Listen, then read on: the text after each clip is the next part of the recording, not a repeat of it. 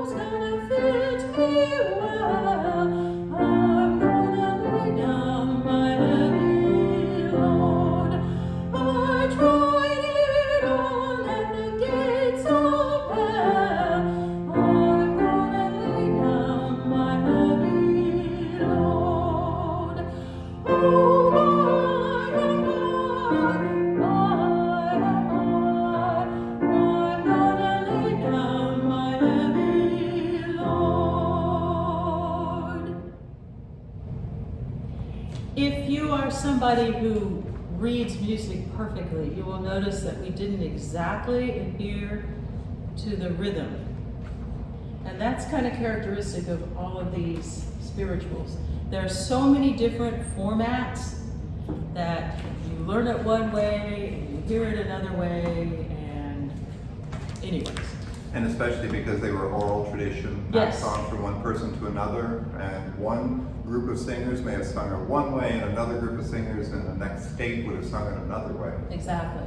So, and I always think contemporary, well, even the what do you call it, the contemporary Christian music, that's also the same way. When we get something off of a recording and we try to transcribe it so that you sing it the way that you heard it on the recording, and it never works out.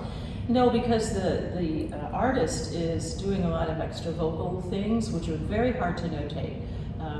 Dolly Parton is a perfect example. To notate all of her little trills and thrills is extremely difficult, and then to try to repeat that is, you have to have a Dolly Parton voice. Mm-hmm. And if you're a soloist, you can actually get away with it. If you practice it enough, and you can imitate, and you're just fine. But man, try to have a congregation sing something like that. Usually doesn't work. Usually doesn't work.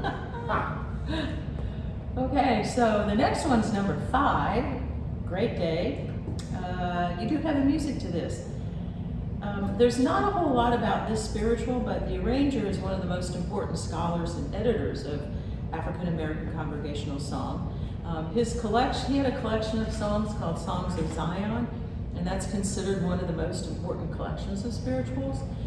Among other things, he was a teacher, a lecturer, a performer, a hymnody consultant, really quite a well-known and well-respected scholar with spirituals. Right. This song falls into a category, and these categories weren't named until way after they were written in the oral tradition, but this is what you would call a call and response, so that you have a lead singer singing out the verses, and then the chorus comes in, so it's call and response, call and response. Yeah. And so since we don't have a chorus, yeah, guess what? I get to do this. what's that tempo we were about?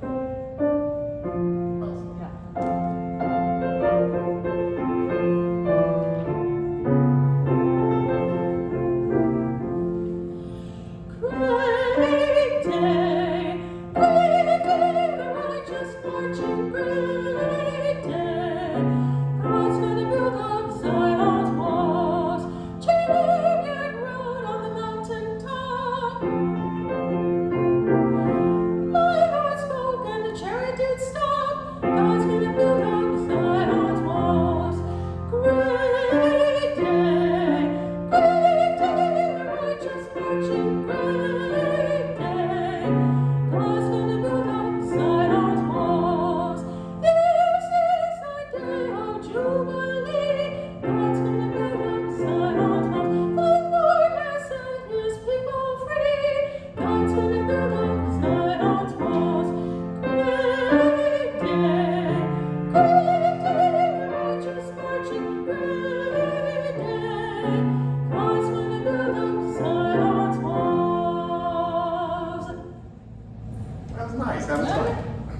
Fun, a lot of fun. Good. All right, our next is number 7. I want to be ready. Inspired by Revelation, the holy city, the New Jerusalem, slaves thought themselves the residents of this new city, and they longed for the time that they could enter through one of the 12 gates into the city, which will follow in another spiritual we're going to sing today. This arrangement is by R. Nathaniel Beck. We spoke about him last week. I like this guy's work a lot. I do too. He does a really good job arranging things. Yeah. So. All right, and what was our we were about?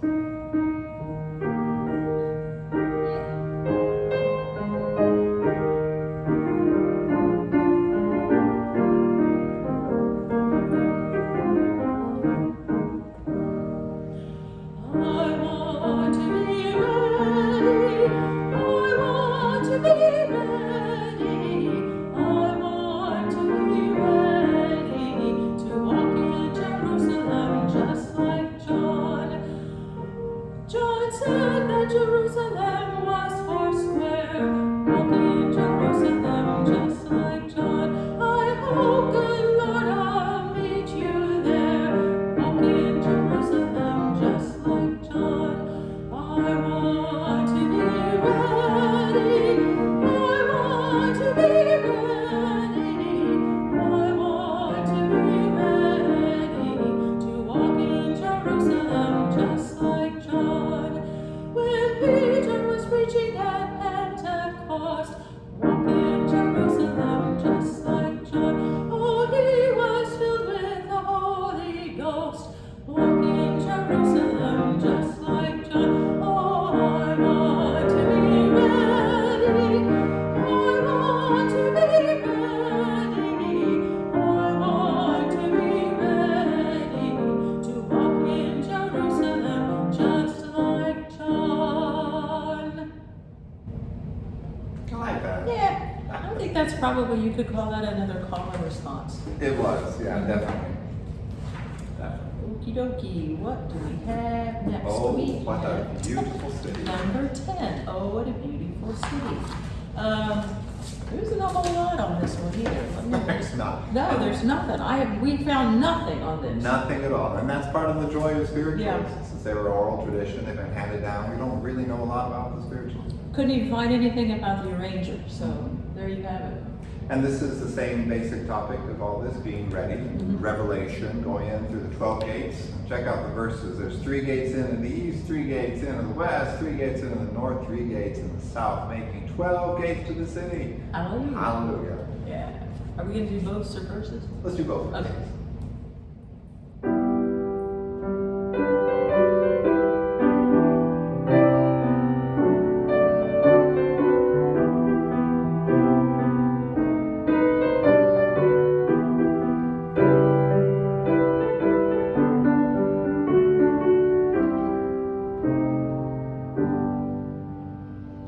Oh, what a beautiful city.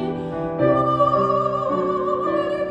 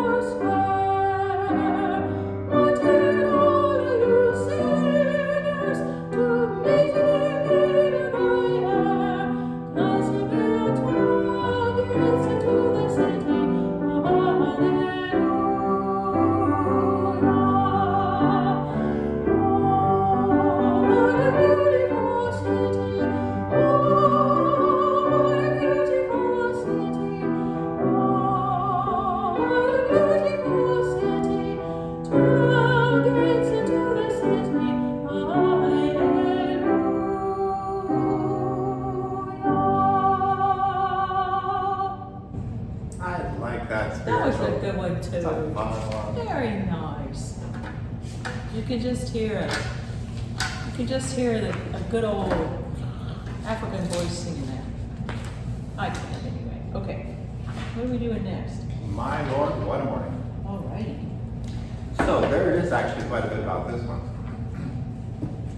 It's a slave song about the second coming, resurrection of the dead, and the coming of the day of the Lord. Imagery from 1 Corinthians, we shall all be changed in a moment, in the twinkling of an eye, at the last trumpet. For the trumpet will sound, and the dead will be raised imperishable. I hear incorruptible, but Yeah. that's over Messiah. Also from Revelation 6, which talks about the earthquake, the sun becoming black, the moon appearing as blood, and the stars falling. And then there are double meanings for this one. So we don't know if it was intended to be mourning, as in good morning to you, or mourning as in a state of mourning after the passing of something. Mourning, M-O-R-N-I-N-G, could be the new day of righteousness and liberty, the day of the Lord. But then mourning, as it has appeared in some collections, brings to mind a day of mourning and judgment when God will turn the wicked's feasts into mourning and all their songs into lamentation. Yeah. It's considered a sorrow song, but songs of sorrow also have an element of hope. And it may have been written by free blacks who were members of a free black church in the North rather than by enslaved African Americans.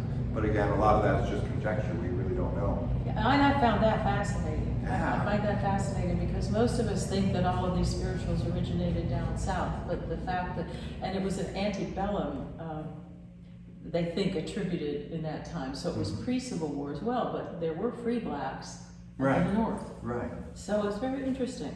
And that then turns the spiritual into something not a slave song, but it turns the spiritual into something which is more of the heart and the soul. Because everybody goes through mornings, whether it's M-O-R-N-I-G with your coffee or whether it's M-O-U-R-N-I-G in times of sorrow, like I think a lot of people are doing right now with COVID. Oh heavens, yes. All the changes we've gone through. Yeah. So, because I like this one so much, we'll do all three verses. We will, and that's okay. I like it too. But you're gonna have to refresh my memory. Do I repeat this first thing? No. So just sing it straight through, but go back to the verses at the end. Right. And then, okay. Right. So it's like kind of an antiphon. No, I think you go back to the refrain each time. After every verse, you go back. Oh, okay. Okay. Got it.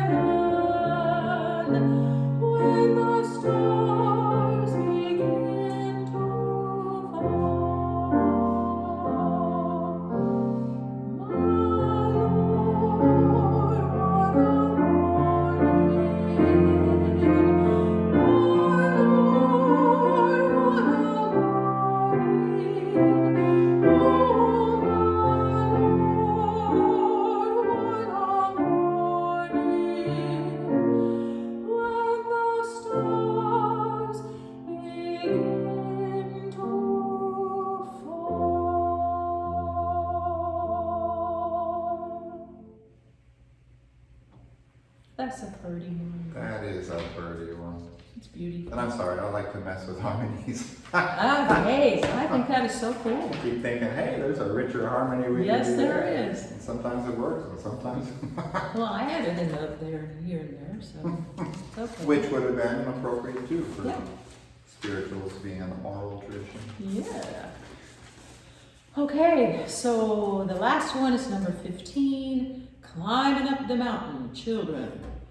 And nothing is much written about this one either, except that the arranger, Olga Nick, she sounds Russian. She does, though.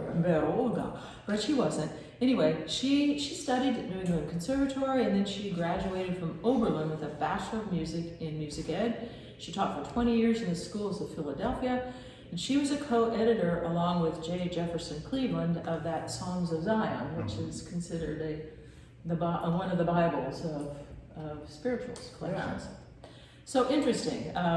There again, we have no idea who wrote this hymn. It was somebody who got inspired. It also kind of fits into the call and response, because It you does. have a chorus and then you got the basses singing down there. By Hebrew children and fiery In a furnace. fiery furnace. Yeah, yeah. So we're gonna have I some fun wonder with this. how many spirituals are out there that we've never heard.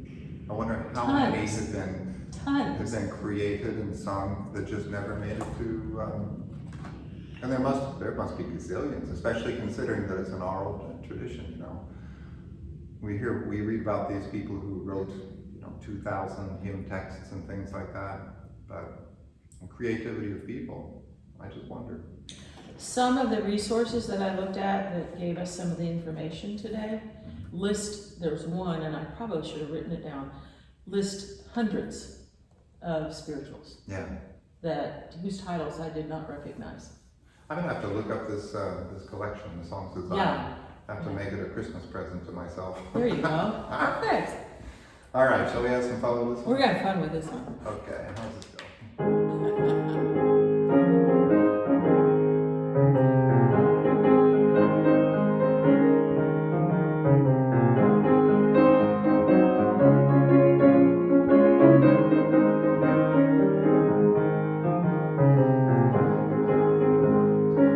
We gonna repeat that first time?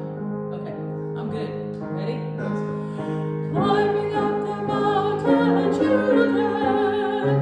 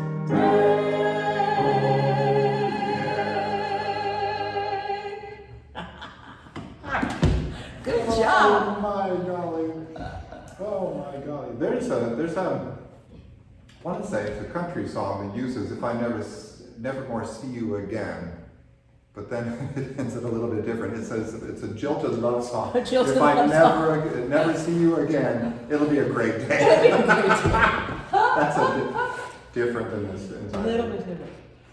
Oh, well, that was fun. That was it. Yeah, that was a kick. All right. Okay. Well, hope that you're doing well. Hope you enjoyed this. You won't hear me singing on the next one. Yeah, that was a treat, special treat. But stay safe, wash your hands, stay 6 feet apart from people, 8 apart, 10 feet if they're really strange. Yeah.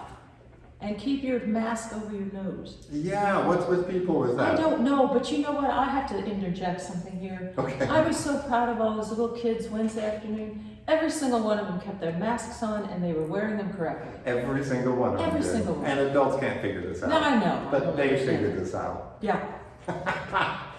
And there was that one girl that I had not seen yet this fall, and she walked in, and I thought, who is she? Who is this?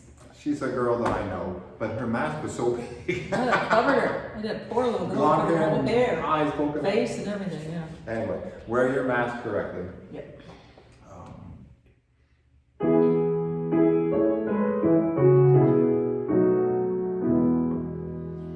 God be with you till we meet again. Holy reign securely hide you. Daily promise to provide you. God be with you till we meet again.